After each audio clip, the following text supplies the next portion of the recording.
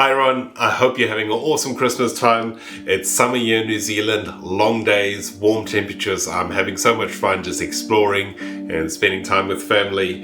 And I thought I'd finally make this video because on many of my videos where I find fossils like this mosasaur vertebra, which is older than 66 million years old, I'll get one or two comments where you say like, oh no, it's 5,000 years old or 6,000 years old. And I'm sure some of those are just troll comments, but I think some of them are genuine.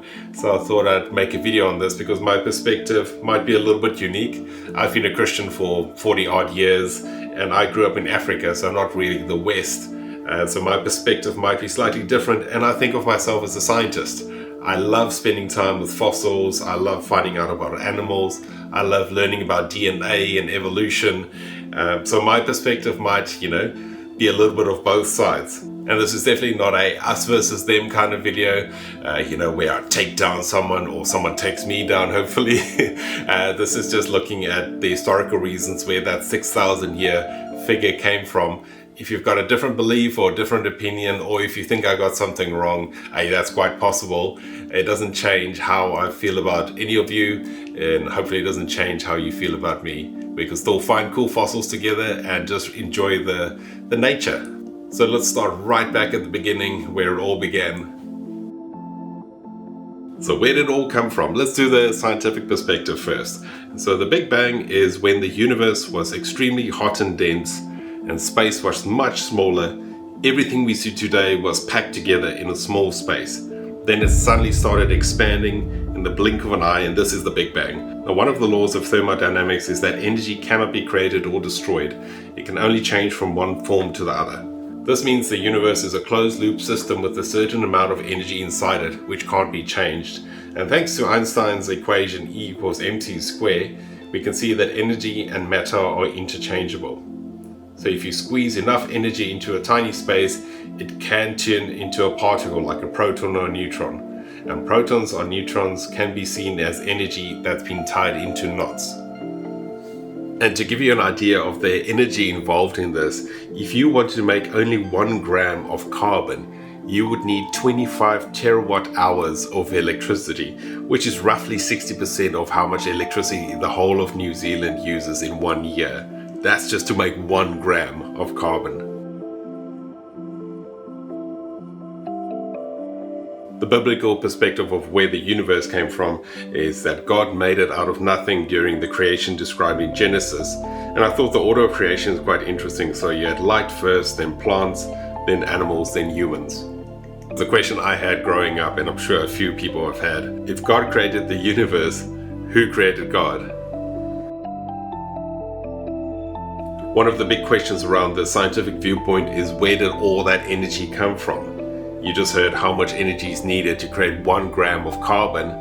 The question is, where did all the energy come from to create everything in the universe?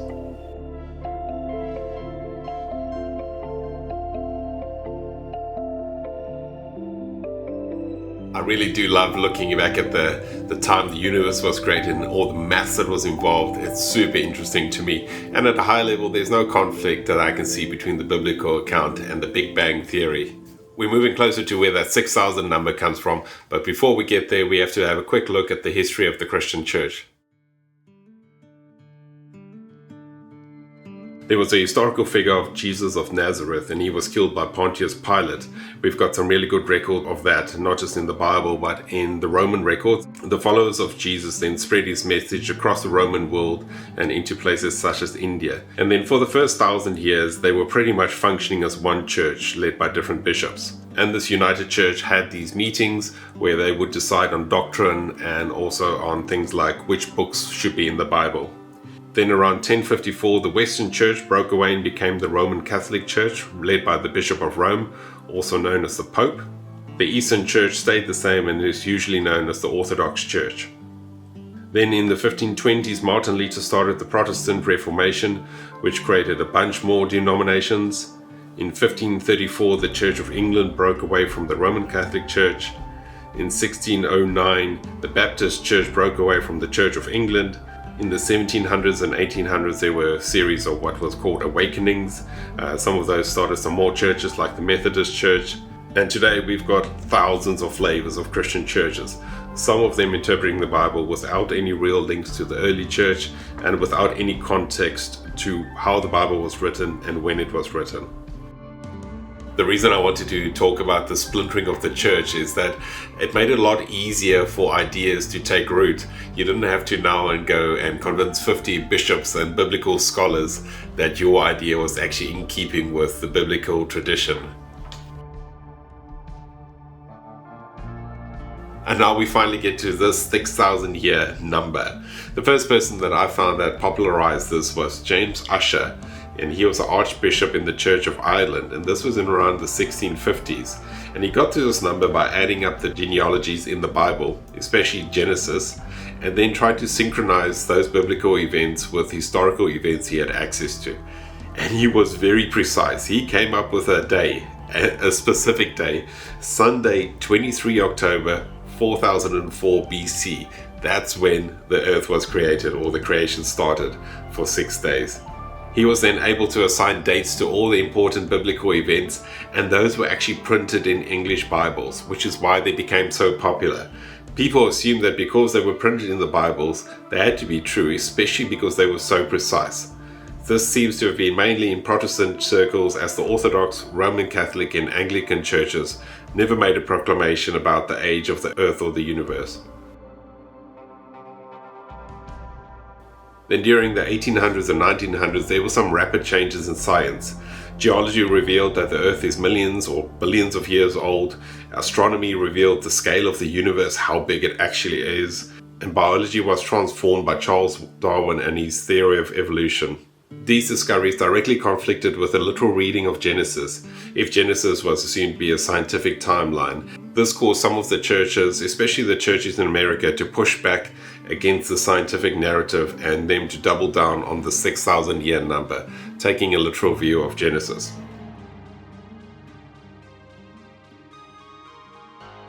Once again, I'm not a biblical scholar, so if I get anything wrong here, please let me know and I can make a correction video.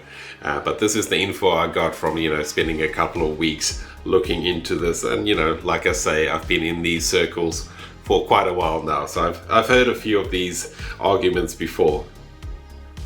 One of the reasons I wanted to make this video is when I had my workshop going, I had a 7-year-old kid come in there with his parents. And he was super excited about my plesiosaur vertebra, the big one that I often show people. And I said, well, it's 70 million years old. And he was like super keen about that. And that it was found in New Zealand. And then as I walked away, I heard his mom say, that's not a real fossil. Those fossils are made up. And I just saw, his face drop. So the goal behind this video is not to make anyone feel bad. It's really aimed at people that are Christians that feel guilty about enjoying fossils or saying fossils are millions of years old. It's fine. I just love fossils, and I love finding fossils, and I love being able to share it with you. So if you don't believe this is a 70 million year old plesiosaur vertebra and you want to call it 4,500 years old, that's fine. I'm not going to argue with you. We're all on our own journeys. We're all figuring things out for ourselves. Let's just really enjoy these fossils. Let's enjoy the nature out here in New Zealand for me, or in the States or UK, wherever you are. Let's get out there. Let's find some cool fossils. Stay safe and I'll see you on the next hunt.